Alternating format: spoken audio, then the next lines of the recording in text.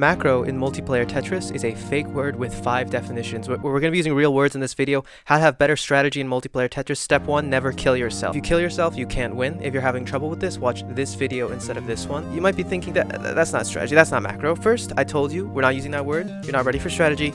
Give me 10 sets of thinking to failure and then you can come back. Strategies are just plans that make you win and not lose. If I don't kill myself and you kill yourself, I will win 100% of the time. Sure, maybe you planned not to kill yourself, but if you can't follow your plan, you don't have one. Step 2, don't get killed. The biggest strategy mistake I see is not knowing when you're in danger of losing. I see lower ranked players continue to upstack even when they have like 6 lines over a garbage hole and cheese everywhere. I don't know. Here's a sample strategy that gives you an explicit definition of when you're in danger and prioritizes avoiding it. If you have 2 or more garbage lines on your board, downstack. If your board is more than halfway full, downstack. Otherwise, stack cleanly for Tetrises and TSDs if you can do them. That's it. If you can follow these steps faithfully, depending on your speed, you could get like U rank with this. I've watched people get to U rank with this, but you'll notice a few things about this strategy. 1, it's definitely not optimal. There's a lot of context that goes into whether you're in a tolerable amount of danger, like how good you are at downstacking, what attacks you have set up, how fast you're playing, and now with Season 2, how big your surge is, not to mention all of these same considerations for your opponent. But you'll also notice that it's very simple. It's something you can probably start doing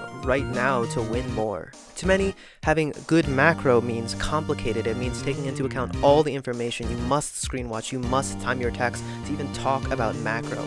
That's why the word sucks. But strategies are just plans to make you win more and lose less. More complicated ones might be more optimal depending on your skill level, but again, a plan isn't a plan if you can't follow it. You may turn your nose up at these steps. It's like 3 words away from being infinite downstacking, but I promise it is essential that you lay this foundation of clean stacking and risk management. As you get better, you'll find more and more that not knowing when you're in danger, not being hard to kill is the same thing as killing yourself. And if you kill yourself, you can't win. Once staying clean and safe is automatic to you, then you can start to add in more like step 3, be good at killing people. The second biggest strategy mistake I see is not playing to your win conditions. I can't speak as generally about this because it'll vary game to game, but in Tetrio, the way you win is by spiking or sending as many lines in as little time as you can. So the 2 common mistakes I see is not grouping attacks together, making your spike take longer, and canceling incoming garbage with your spike, making it send less. So let's modify the last step of our sample plan. When you're not in danger, first, don't send if you don't have to. If you can stack up more attacks without wasting T or putting yourself in danger, keep building up your spike. If you can't T-spin, this means building up bigger Tetrises. In Season 2, now you can build up spikes using Surge, I don't know. And 2, receive any incoming garbage before sending the spike. If you can help it, you should try to send immediately after receiving because your opponent probably won't have any attacks to cancel yours. Congratulations, you've just done timing. Do note that clause at the top there is doing a lot of heavy lifting.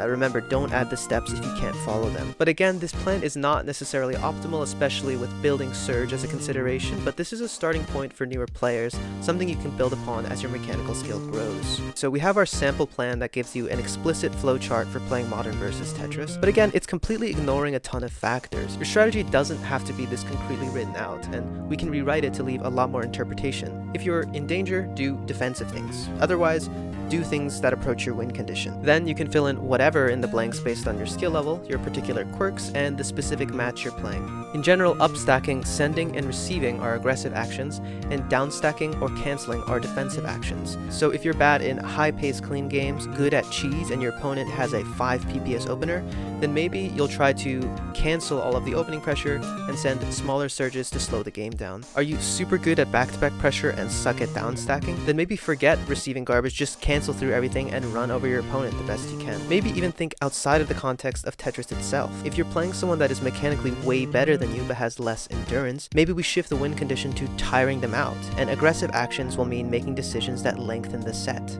You'll notice again that these strategies are not optimal, have obvious flaws, and are pretty much just covering up holes in your mechanical skills. But this is the point of a good strategy. A good strategy will maximize your chance of winning with your current set of mechanical skills in the current match. A big game changer for me when I was newer to the game was looking more for cancels as a defensive action. Getting the time to think of a better downstack while I waited to cancel was really useful because I was pretty bad at downstacking. Suddenly, I felt like I could survive an extra like 30 APM without getting any better mechanically. Congratulations, you've just done timing. But all these examples aren't to say you should switch your plan mid-set willy-nilly. That's again the same thing as not having a plan. I think you should have a plan going into the game, follow it to a T, and then think about tweaking it when you review the game afterwards. I've also found that sticking to a consistent, concretely defined strategy is a boon on your mental game. In a high-pressure tiebreak, it's one less thing to worry about. You know what to do, just follow the plan. Plus, having a written strategy is a really useful tool for evaluating your own play, especially if you have really concretely written steps like the sample strategy I provided. If you make a decision that doesn't adhere to your plan, then that was a mistake and you can work to fix it. If,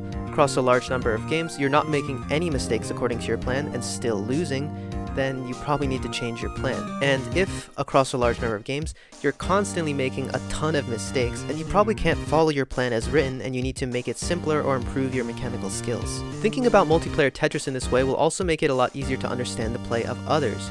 Try to understand what their internal flowchart is and compare it to your own. But at the end of the day, you can't out-strategy someone that completely outclasses you. Eventually, you'll just have to get better at the basics. And as your mechanical skills improve, what strategy is optimal for you will change too. In my own play, I used to be a much more defensive player, focusing mostly on keeping my board super clean, but after I spent a lot of time improving my back-to-back stacking, I found a lot more success with aggressive pressure sequences as a win condition, so I changed my approach accordingly. Iterate on your strategy, push your limits.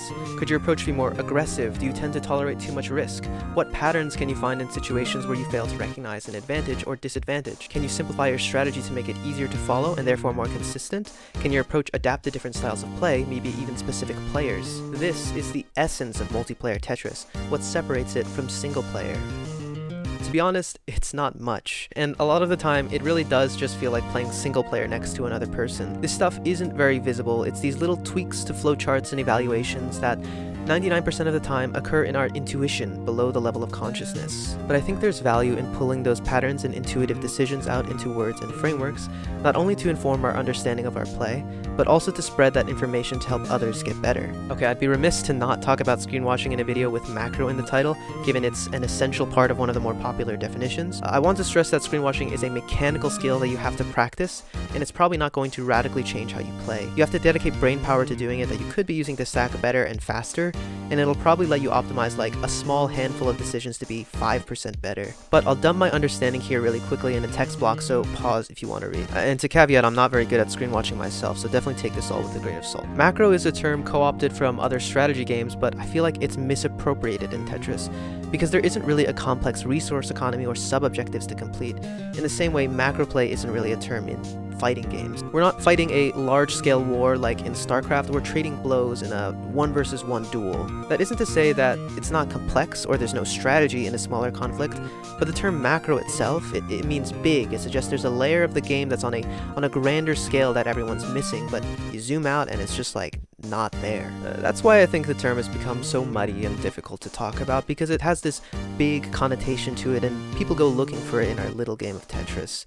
Tetris doesn't need to be a big game, it can be a little game with little strategies that folds in on itself forever and ever. So if there's anything you take away from this video, please don't use macro when describing strategy or screen watching or timing or really anything ever again unless Season 3 makes Tetrio become League of Legends. That's all, make sure to practice. See ya.